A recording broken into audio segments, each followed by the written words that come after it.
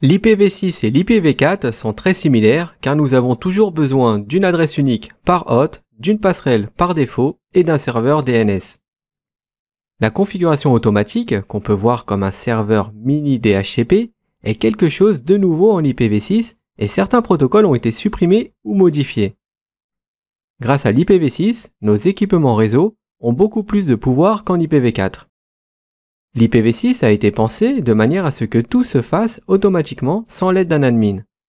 L'IPv4 part à la découverte des équipements présents sur son réseau grâce au protocole ARP et au broadcast.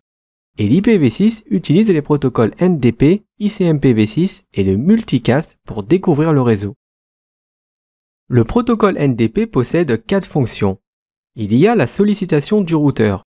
Dès qu'un équipement se connecte au réseau, il va dans un premier temps essayer de trouver un routeur, une gateway ou une sortie pour joindre le monde extérieur.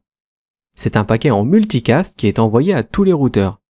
À la suite de ça, on a l'annonce du routeur. Notre routeur va répondre à cette demande en envoyant son adresse locale. Et on a les mêmes fonctions pour les voisins. Ça fonctionne de manière similaire à la requête ARP. Le PC va envoyer une requête demandant l'adresse MAC de telle IP. Et celui qui se reconnaît lui répondra en envoyant sa MAC adresse. Le protocole NDP est donc utilisé pour un certain nombre de tâches. Il permet de connaître tous les routeurs IPv6 disponibles dans le sous-réseau. Il découvre les adresses MAC des hôtes avec lesquels il souhaite communiquer. Il permet d'éviter les doublons d'adresses IP en attendant un laps de temps pour être sûr qu'aucun autre appareil n'utilise la même adresse. Ce processus s'appelle DAD. Et il permet de connaître l'adresse IPv6 ainsi que la plage du réseau que l'hôte devra utiliser. Nous allons maintenant parler du DHCP en IPv6. Alors pour rappel, chaque poste client et chaque interface de nos équipements actifs vont avoir deux types d'adresses IPv6.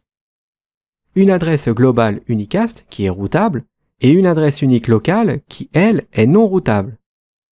Les routeurs Cisco utilisent la méthode EUI64 pour créer l'ID d'interface. Mais certains systèmes d'exploitation utiliseront une valeur aléatoire. Grâce à la fonction Slack du protocole NDP, l'hôte aura une adresse IPv6 et une passerelle par défaut, mais il manque un ingrédient. Il s'agit du serveur DNS. Cette fonction ne peut pas nous aider à trouver un serveur DNS. C'est pour ça que nous avons toujours besoin du DHCP.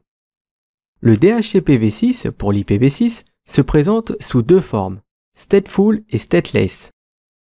La forme stateless permet de donner la seule information qui manque à la fonction Slack du protocole NDP, c'est-à-dire les adresses IP des serveurs DNS. Dans un réseau LAN, le plus simple reste donc de mettre en place l'autoconfiguration avec un serveur DHCP stateless, le protocole NDP et la fonction Slack. Le DHCP v6 stateful fonctionne de manière similaire à la v4. Nous l'utilisons toujours pour donner des adresses, des passerelles par défaut, des serveurs DNS et quelques autres options aux clients. Mais l'une des principales différences réside dans les messages qui sont utilisés. En IPv4, le DHCP utilise les messages Discover, Offer, Request et ACK. Et en IPv6, il utilise des messages Solicit, Advertise, Request et Reply.